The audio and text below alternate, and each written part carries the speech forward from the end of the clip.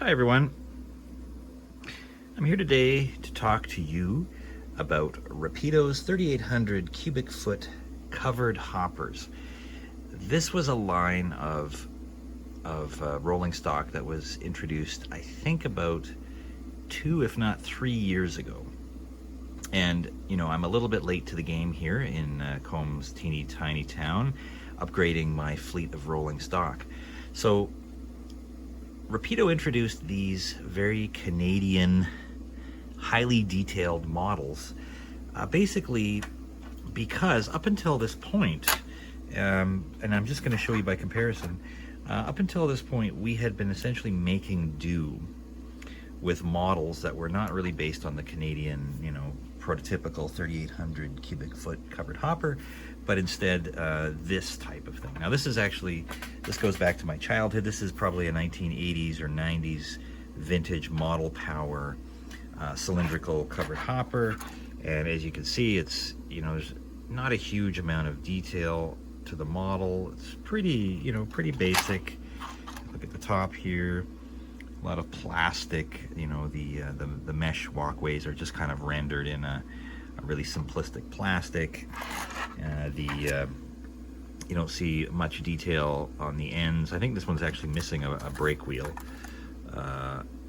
but not a lot of detail. And then of course underneath, again, very little detail. Now this is one that I've converted myself here using Katy couplers to kind of make it a bit more useful in a contemporary layout, and I've added some metal wheels. But at the end of the day, it's not prototypical. It's not really the right size or shape, and it's it's obviously a very simple model. So that's the old model power. So here is the new. This is the new Rapido 3800 cubic foot model, and as I'm learning with all things Rapido, the level of detail here is really quite remarkable. And you look at these etched metal walkways along the top, and it's really just an incredible amount of detail.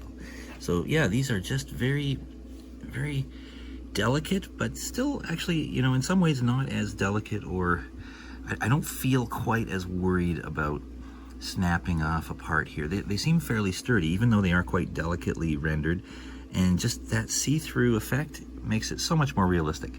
Now this particular one here, now this is the Alcan chemical covered hopper, but it comes in a variety of styles and road names. So this is UNPX, so Procore, I guess.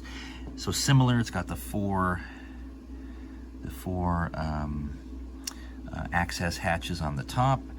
And then here you have the slightly different variation here. This is Potash Corporation of Saskatchewan, and it's got a very different style of top hatch.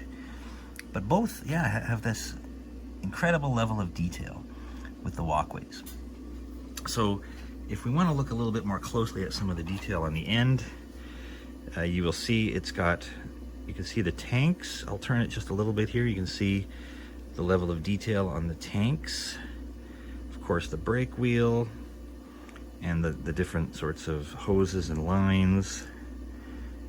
Okay, so really quite nice there. And of course it has a very sharp road number there, very sharp, legible, small number. And then on the bottom, of course, there isn't a huge amount of detail along the bottom here, but it has, of course, factory knuckle couplers, metal wheels, all the stuff you come to expect. And then on the other end of the car, again, the sharp road numbers. Of course, there are no tanks on the other end, but very sharp ladders, etc.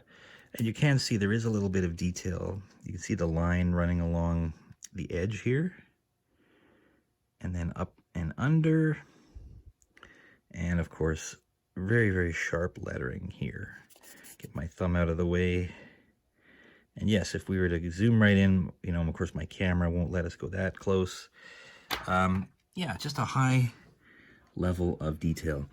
So these are I think quite impressive.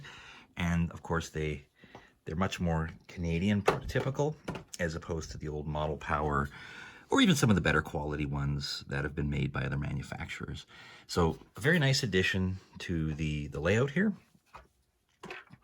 And, you know, just for some comparison, I've been a bit on a covered hopper tear.